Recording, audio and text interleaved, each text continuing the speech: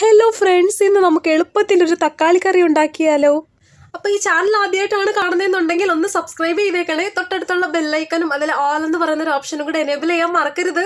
അപ്പോൾ പെട്ടെന്ന് തന്നെ നമുക്ക് വീഡിയോയിലോട്ട് പോകാം. ഈ തക്കാളി കറി ഉണ്ടാക്കാൻ വേണ്ടിയിട്ട് 2 തക്കാളി ഇതുപോലെ ചെറുതായിട്ട് അരിഞ്ഞു കൊടുത്തിട്ടുണ്ട്.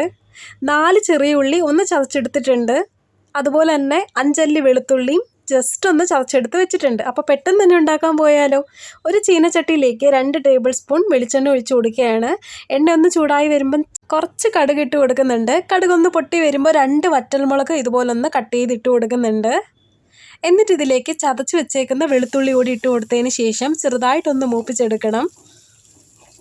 ഇനി നമുക്ക് ചതച്ച് വെച്ചേക്കുന്ന ചെറിയ ഉള്ളി കൂടി ചേർത്ത് കൊടുക്കാം. എന്നിട്ട് നന്നായിട്ടൊന്ന് ഇളക്കി കൊടുക്കാം. ഒരുപാടൊന്നും വാടിക്കിട്ടേണ്ട ആവശ്യമില്ല. ജസ്റ്റ് ഒന്ന് കളറ് മാറുമ്പം തക്കാളി കൂടി ഇട്ട് കൊടുക്കുകയാണ്.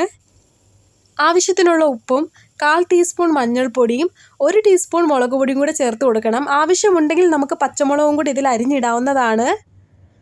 അപ്പോൾ ഈ പൊടികളുടെ പച്ചമണം ഒന്ന് മാറിക്കിട്ടുന്നത് വരെ ഇതുപോലെ ഒന്ന് ഇളക്കി കൊടുക്കുകയാണ്. ഇനി ചെറിയൊരു ഗ്ലാസ്സിന് 1/4 ഗ്ലാസ് വെള്ളം കൂടെ ഞാൻ ഒഴിച്ചു കൊടുത്തിട്ട് എല്ലാം കൂടെ ഒന്ന് യോജിപ്പിച്ചെടുക്കുന്നുണ്ട്. എന്നിട്ട് 2 മിനിറ്റ് ഒന്ന് അടച്ചു വെച്ച് വേവിക്കണം.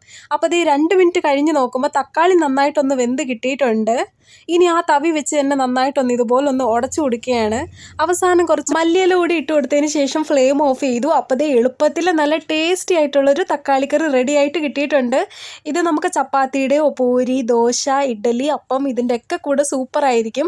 അധികം ഇൻഗ്രീഡിയൻസ് ഒന്നും ഇല്ലാതെ തന്നെ പെട്ടെന്ന് തന്നെ നമുക്ക് തയ്യാറാക്കി എടുക്കാൻ പറ്റും. എല്ലാവരും ട്രൈ ചെയ്ത് നോക്കണേ.